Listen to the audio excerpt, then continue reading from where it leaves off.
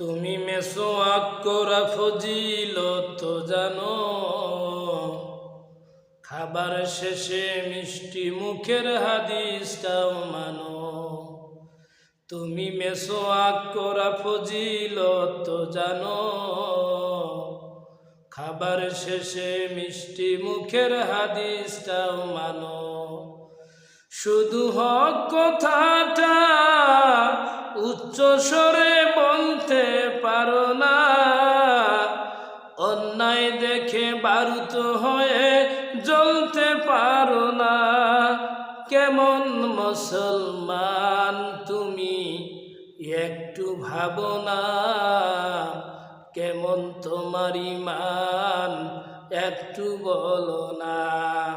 তুমি মেসোয়াক করা ফজিলত জানো, খাবার শেষে